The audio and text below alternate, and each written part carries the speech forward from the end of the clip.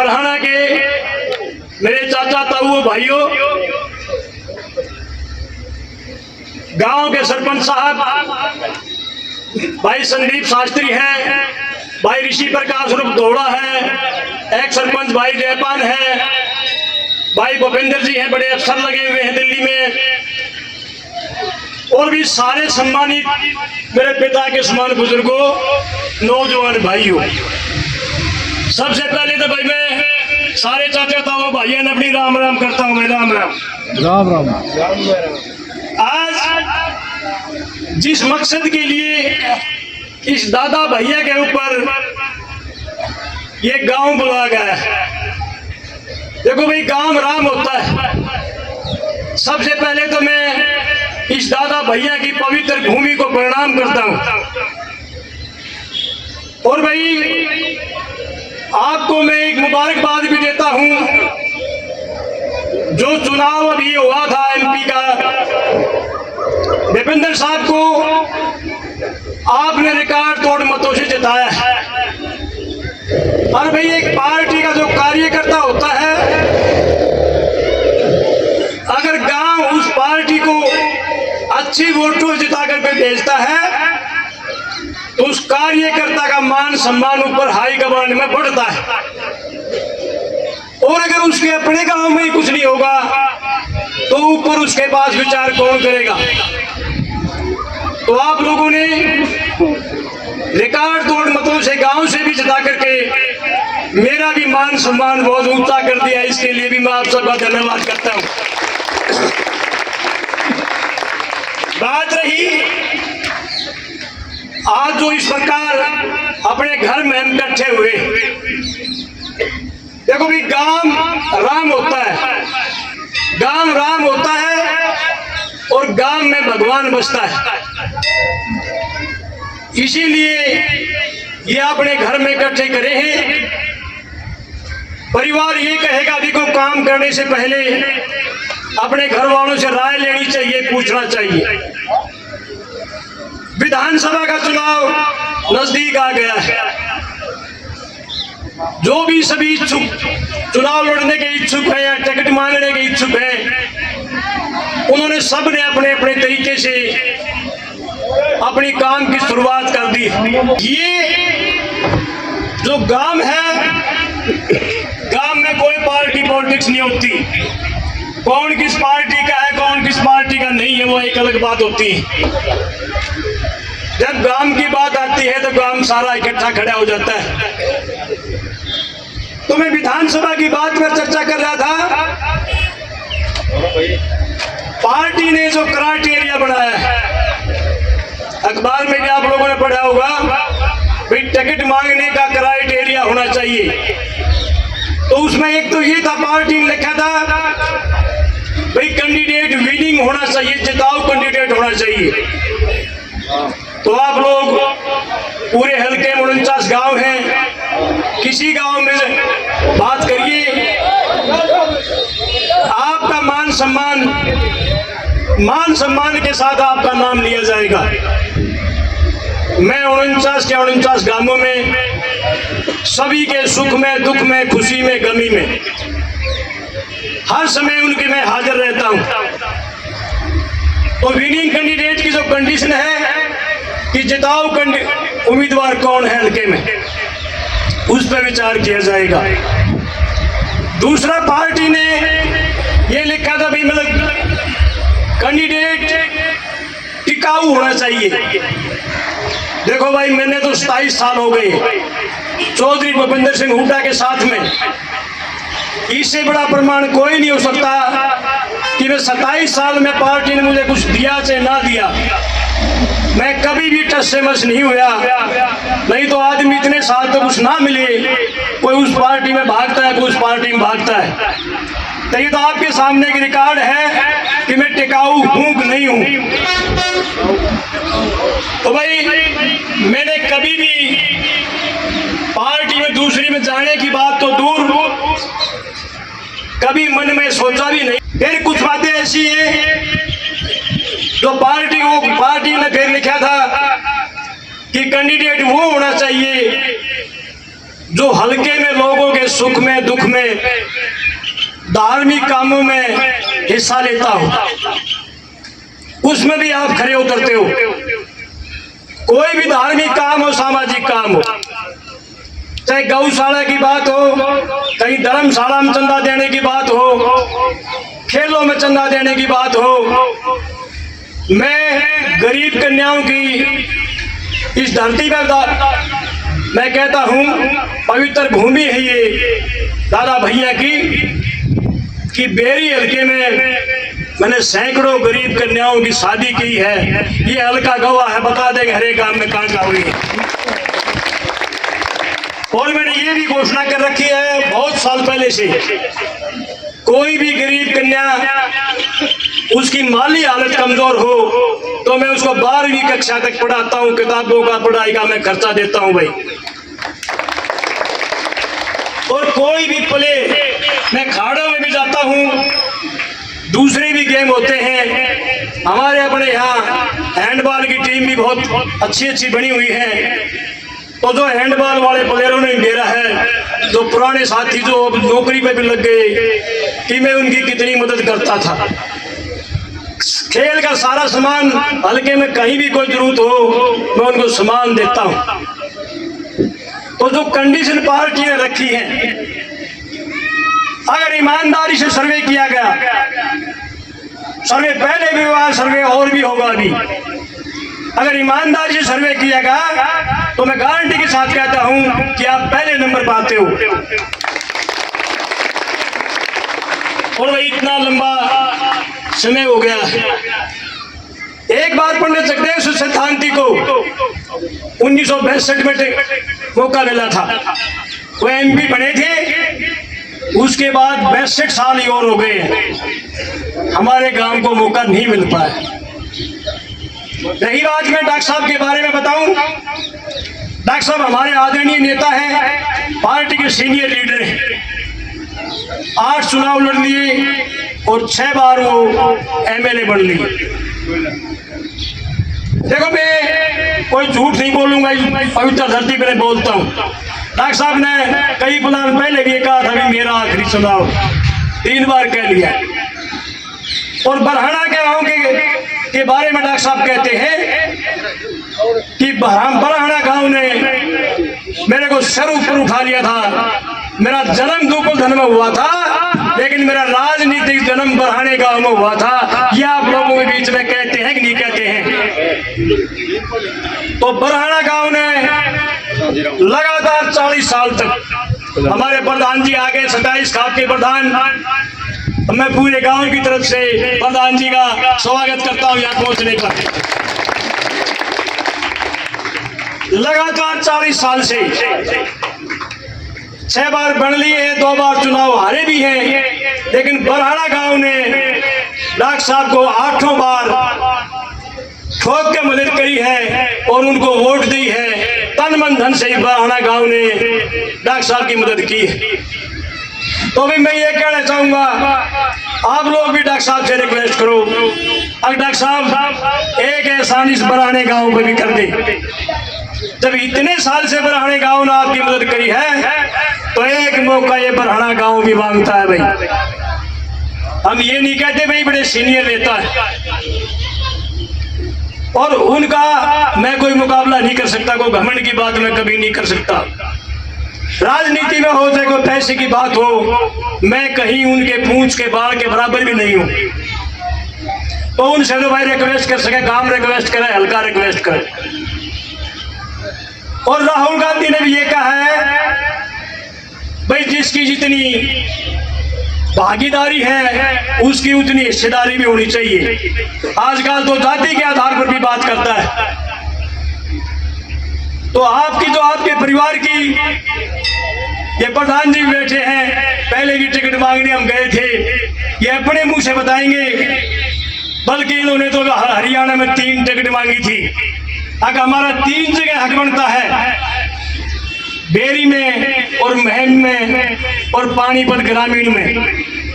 हमारे इलाकों की इतनी जनसंख्या है, इतनी वोट है। तो मेरा तो एक और भी कहना इस पवित्र भूमि पर, कि बदलता भी रहना चाहिए भाई।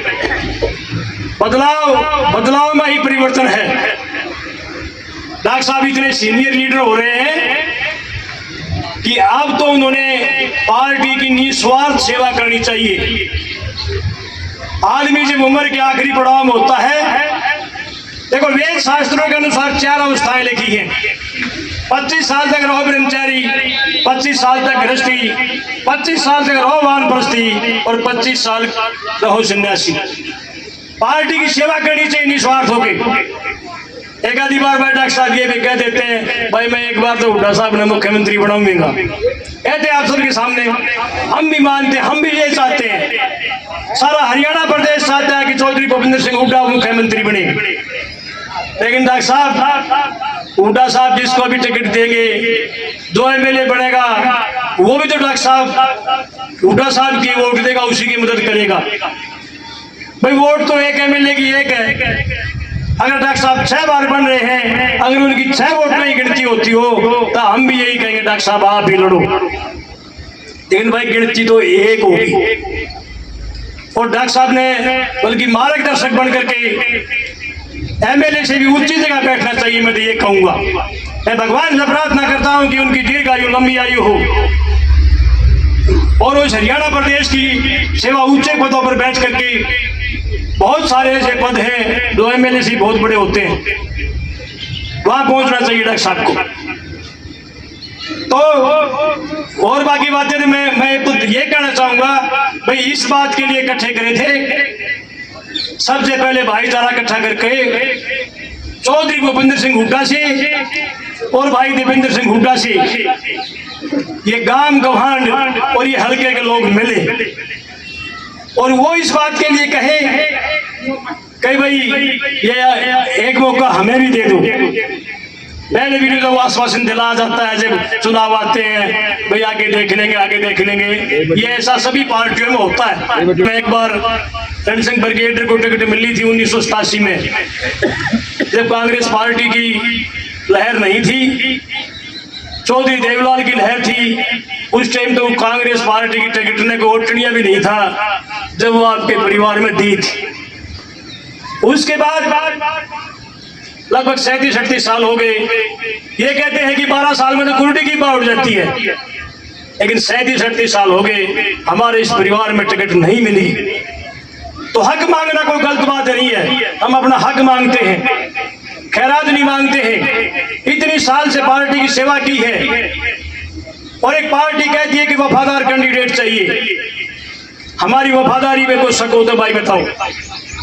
चौधरी भूपेंद्र सिंह हुड्डा और भाई देवेंद्र सिंह हुड्डा के हम ब्लाइंड फॉलोवर, अंधा अनुयायी बोलते हैं ना, हम उनके अंधे अनुयायी हैं। तो इससे ज्यादा वफादार भाई हनुमान तो है नहीं हम कि छाती पाड़ के दिखा दें, लेकिन इससे ज्यादा वफादारी का और क्या सबूत होगा कि हमने आज तक इनका साथ ही छोड़ा है। चाहे पार्टी का बढ़िया वक्त हो, चाहे पार्टी का बुरा वक्त आया हो, आदमी की पहचान होती है जब बुरे वक्त में पार्टी का या किसी उस आदमी का, नेता का साथ ना छोड़े, वो वफादार कहलाता है। बहुत सारे आदमी ऐसे होते हैं जो राज में राज की मलाई खा जाते हैं और राज नहीं रहता तो दूसरी जगह बदल लेते हैं। मैं भी चाहता हूं कि इस आदमी को कि टिकट पर विचार नहीं करना चाहिए। और ये गांव राम है। मैं अब ये कहना चाहूंगा भाई, टिकट मांगने के लिए जब भी हम बुलाएंगे, जब भी ये प्रधान जी भी हमारे पास बैठे, ये हुड्डा साहब से एमपी साहब से टाइम ले, 27 खाप के प्रधान है हमारे, और इन्होंने चाहे राजनीतिक बात हो, चाहे सामाजिक बात हो, जो एलाउट खाप के बारे में कोई बात हो तो इन्हें उठानी चाहिए, नहीं उठाते भी हैं। तो इनका फर्ज बनता है आगे हमारे परिवार में भी एक मौका दो। ये बदलता रहना चाहिए, ऐसी बात नहीं है। बेरी हल्का मेरा परिवार है, मैं किसी गौत की जाति पाति की बात नहीं करता भाई, 36 बिरादरी की बात करता हूँ। लेकिन बदलाव भी जरूरी है भाई। मैं तो ये भी कहता हूँ कभी उधर कभी इधर, ये 13 गांव नए आए हैं दलालों लाठियों के, इसके बाद इनका भी नंबर पड़ना चाहिए, फिर कादाना का नंबर पड़ जाए, फिर अलाउद्दीन का, फिर लाठी दलाला का। ये बदलता रहना चाहिए, हर एक आदमी को मौका मिले। तो इसलिए मैंने इकट्ठे करे थे भाई चाचा ताऊ मेरे भाई कि इस पे सारे विचार करो। राजनीति में प्रचार का जमाना है भाई, अपने आदमी का प्रचार करो, झूठा नहीं जाए सच्चा करो। नाई की दुकान पे, चाय की दुकान पे, बस अड्डे पे, बस में बैठे हो, इस बात का पुरजोर हुआ प्रचार करो कि भी हमारा हक बनता है, हक मांगा। हाँ, कोई खैरात और लूट नहीं मांगते। आपकी यहाँ कही हुई बात ऊपर पहुंचती है, ये नहीं कि आप यहाँ बतला रहे हो यह बात यहीं रह जाएगी, उस बात का पंख लगते हैं, बात उठ के पहुंचती है। तो अपने आदमी का जहां भी हो जिक्र करना चाहिए भाई। कोई बाहर का नेता आ रहा हो, अपना आदमी बोल रहा है तो तालियों की गड़गड़ाहट से उसका स्वागत करना चाहिए। जब उसको मालूम पड़ेगा नेता को भाई ये आदमी इसको चाहते भी हैं, अरे भाई तालियों की गड़गड़ाहट से नेता पैदा होते हैं। तो मैं बीच में ये कहना चाहूंगा भाई, गांव इकट्ठा इसलिए करना है, सब भाई जिस भाई ने बोलना अपने अपने सुझाव रखे भी हमने किस तरीके से करना है, कैसे इकट्ठे होना है और किन किन कामों में जाना है हमने। आप मुझे आदेश दो, मैं आपके आदेश की पालना करूंगा। मैं पार्टी का एक सच्चा सिपाही हूं, कई फलानों से टिकट मांग रहा हूं, टिकट नहीं मिली, लेकिन मैं कई पार्टी से डिगा नहीं भाई। आज भी मैं इस पवित्र धरती पे ये कहता हूं कि मैं हुड्डा साहब को और एमपी साहब को ये नहीं कहना चाहता अभी मैं और कहीं जाऊंगा या और कुछ करूंगा। मैंने सारा जीवन अपना इस पार्टी में बिता दिया है, मेरी उम्र भी 66 साल हो गई है, तो मैं इधर उधर भागने की ना कभी कोशिश करूंगा, ना कभी मैंने पीछे करी। हाँ, टिकट मांगता हूं, अपना हक मांगता हूं, और लोगों में इतनी बड़ी ताकत होती है। अगर ये जनता प्रजातंत्र में जनता की ताकत बहुत बड़ी ताकत होती है।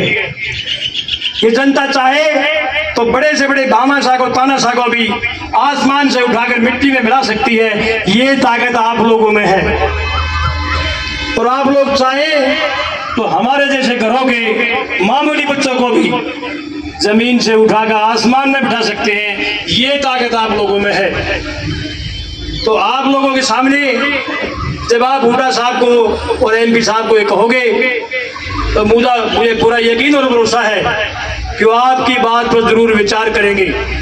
सभी साथियों ने अपने अपने तरीके से अपनी बात कही, और साथियों ने मेरे को पूरा समर्थन दिया। किसी ने पैसे की बात करी, किसी ने तन मन धन की बात करी। जिन भाइयों ने ऐसा किया है मैं उन सब का भी हाथ जोड़ के शुक्रिया अदा करता हूं भाई।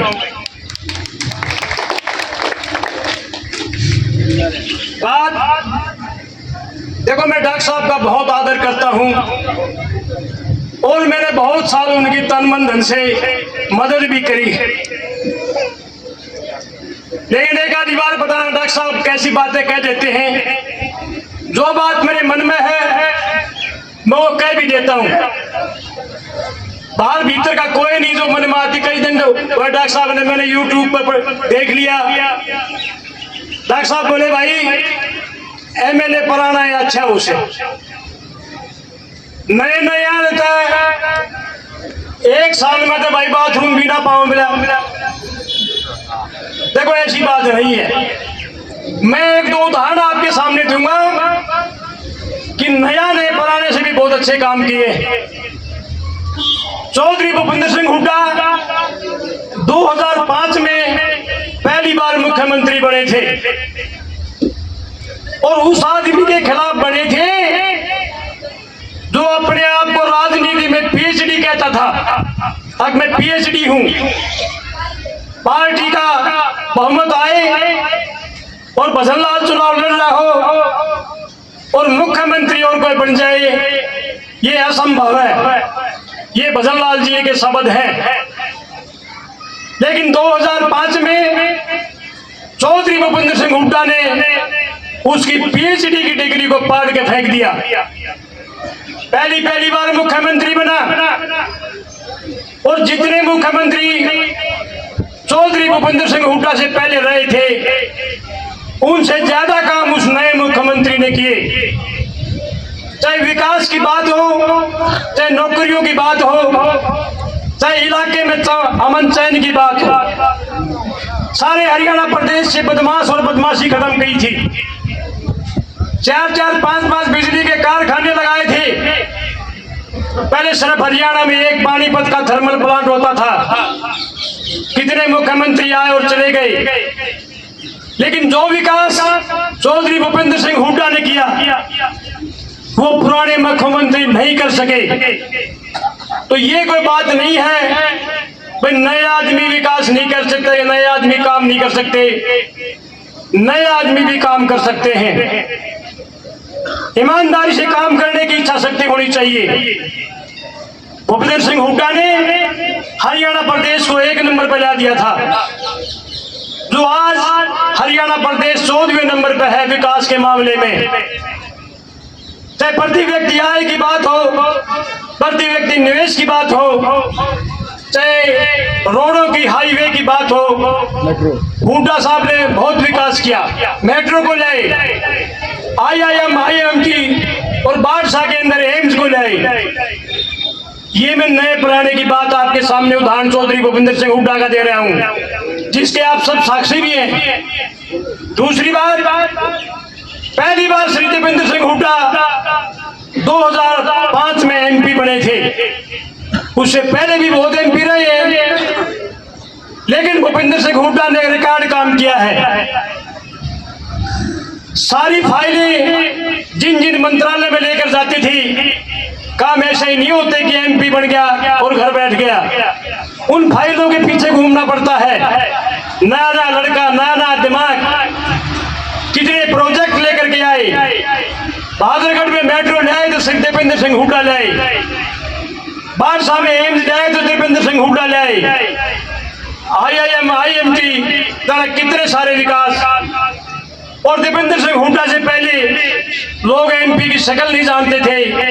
MP एक बार चुनाव में आता था, फिर 5 साल के बाद अगले चुनाव में दिखता था। ये आपके बीच में रहा। तो डॉक्टर साहब, नए पुराने की बात नहीं होनी चाहिए, काम करने की इच्छा शक्ति आदमी के मन में होना चाहिए। तो मैं यही कहना चाहूंगा कि नया आदमी पुराना आदमी कुछ नहीं है भाई इसमें। ठीक है, कई बार डॉक्टर साहब मजाक में कह देते हैं कई बातें, लेकिन मैं इसे कहना चाहता हूं कि नया आदमी जो आएगा वो नए चाव से काम करेगा। अंत में आप सब लोगों ने सबकी बात सुनी, मैंने भी आपको जो कुछ कहना था वो कह दिया। जो फैसला आप लोग करोगे, जिस दिन भी चौधरी भूपेंद्र सिंह हुड्डा और दीपेंद्र सिंह हुड्डा के पास जाना पड़ेगा, हम बता देंगे। प्रधान जी हमारे बीच में बैठे हैं, ये हुड्डा साहब से भी दीपेंद्र से भी सीधी बातें करते हैं। ये कह देंगे कि भी हमने एक दिन टाइम लेना, हुड्डा साहब हमें टाइम दो, हम आपसे मिलना चाहते हैं। भाई दूसरी का बात रही गांव की, गांव ने बहुत मान सम्मान दिया है भाई। जब भी कोई वक्त आया है तो गांव ने हमारी पूरी मदद की है। पिछला इतिहास भी मैं तोड़ना चाहूंगा कि गांव ने हमारे लिए कोई कमी नहीं छोड़ी। हम गांव के एहसानमंद हैं। अगर परमात्मा ने लिखा है कि पुनर्जन्म होता है, अगर भगवान मुझे दोबारा भी जन्म दे तो मैं भगवान से प्रार्थना करता हूं कि इसी पुराना गांव में मुझे जन्म दे, ऐसी मैं प्रार्थना करता हूं।